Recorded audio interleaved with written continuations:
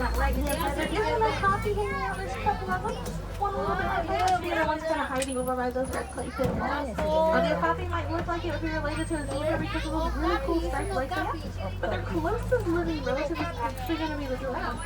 Now scientists are able to make that discovery by studying the skull structures of both species and noticing how similar they are to each other. Allá dieron los chicos eso. Bastián, ¿vio? ¿Vio, Bastián? Los cocodrilos. There is a rhino over there. Los rinocerontes. Oh, get a pretty good view of it.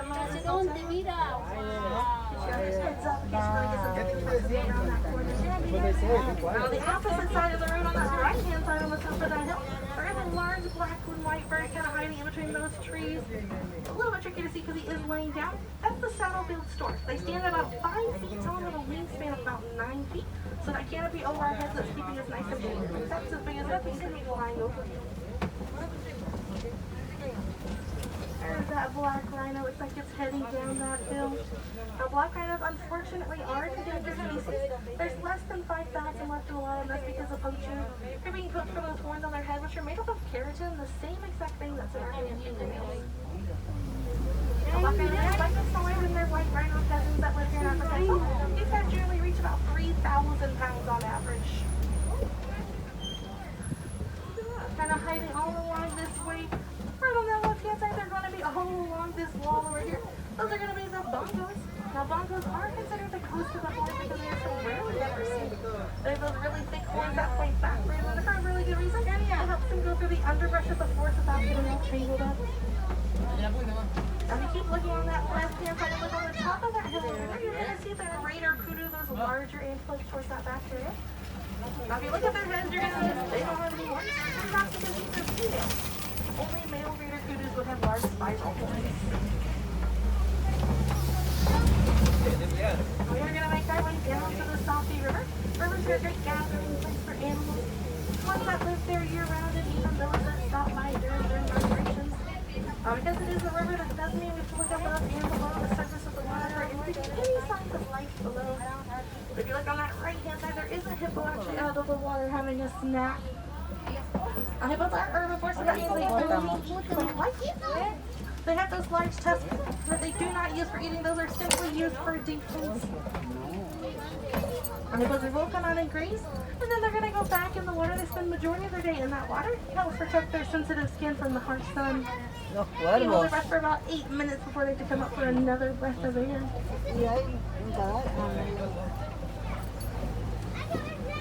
Those large white birds just hanging out on the island as well as swimming around.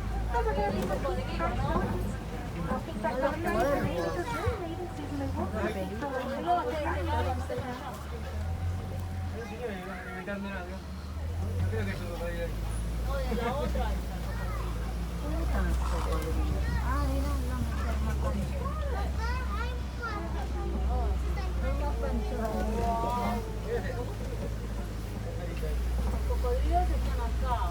Once you guys start looking on that left-hand side, you see the waterfall, and you're going to look past the waterfall to that second part of the river and look down. You'll have to do a Nile crocodile. You're nice and slow with this bridge, and this is always an important part for me to remind everybody to stay comfortable. Nile crocodiles on average are about 16 feet long, and they can weigh over 500 pounds.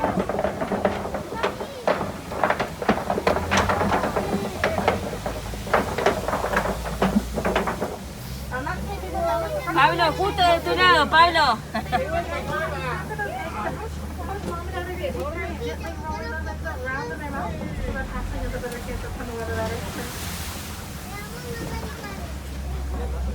Now we are going to make our way out onto the savannah. Savannah's like a lot of different animals, some of which I'm sure you guys will recognize. Some you might not, but don't you worry, that's what I'm here for.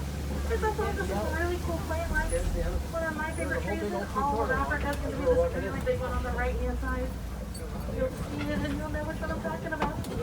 So the male palm tree, that's kind of looks upside down. However, it is not upside down, but it is going to be leafless for 9 out of 12 months every single year.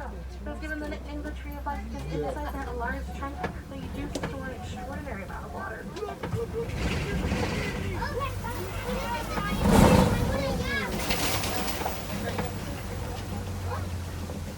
As we head out onto the savannah, it's important to always remember that we are just visiting the animal home. This is where they live. There is. We always have to be very respectful of them. And as long as we remain nice and quiet, sometimes they get a little bit closer to us. If we're louder, they tend to stay closer. The strict that's over there on the right-hand side too, when they're very close to us. That's going to be the wildebeest.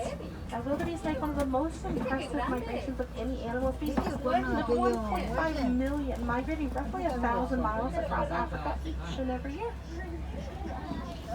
¿Viste los cuernos de aquello? Now at night when the wildebeest are going to bed, they're going to make sure they lay in a distinct pattern so that if something were to come along and try to harm them, they're able to all get up and run away without trampling on each other.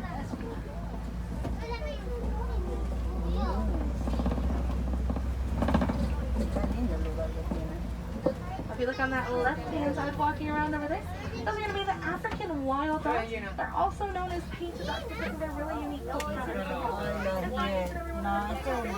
¿El perro salvaje?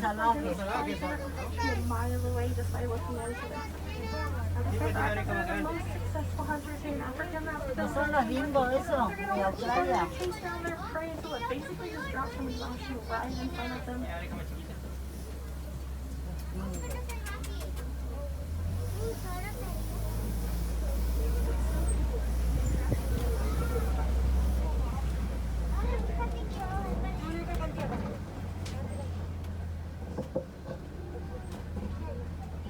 These tower-like structures that you'll see all over the reserve, those are actually termite mounds. Termite mounds are made up of dung and saliva from the termites, and they bake in the sun, so they are rock solid. Animals will frequently use them as either scratching posts or lookouts, depending on the size.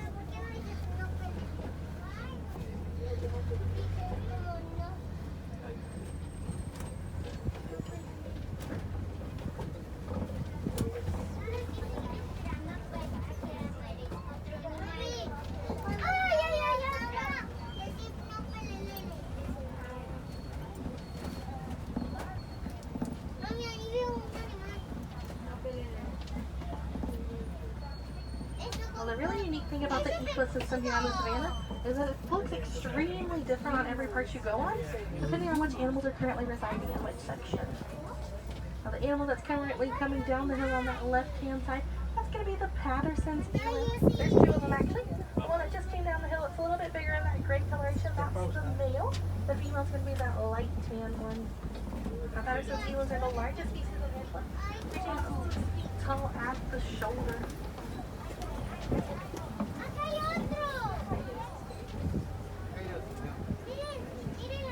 Antílopes. Pretty cool when you can see the male and the female together. It doesn't happen too often where you get to see that size comparison when they're right next to each other.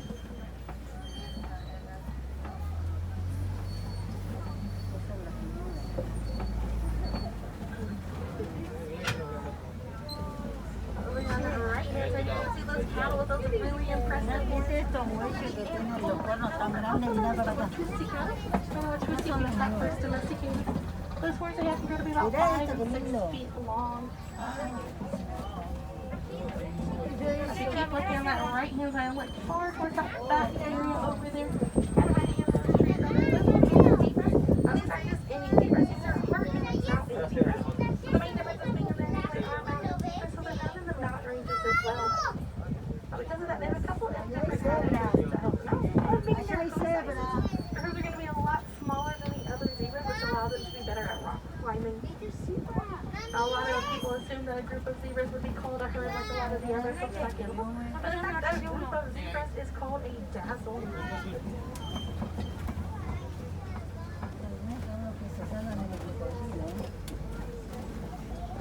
Just go a little bit slower while that wildebeest was going in front of us. Now, if you look at the wildebeest, you're going to see those dark stripes on their back and on their neck. Those actually aren't stripes at all, they're sweat marks from them sweating. Los ños son.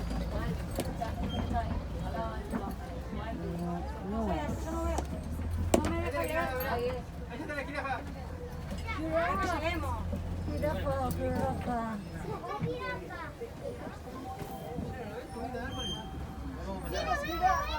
Kind of get on that left-hand side, get those camera ready, so these are probably an animal a lot of you have been wanting to see. There are some giraffes up here. Now these are more specifically the Masai giraffe. easiest way to tell by looking at their spot pattern. The side giraffes have very jagged edges, almost like a jigsaw puzzle. While their cousins, articulated giraffes, actually have very smooth, almost perfect like circles.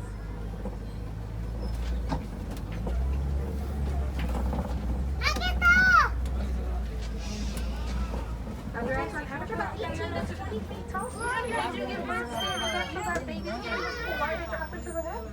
And then the first one's gonna be about 6 feet tall. ¿Estás viendo tu bebé?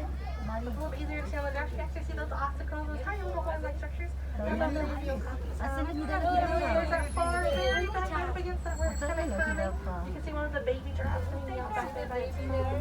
Mira el bebé allá atrás. We have 2 baby giraffes that are born not too long ago, but just maybe a while ago. The giraffes have that pre-head style. Talking about that is actually going to be a purplish coloration. The reason for that is because if you think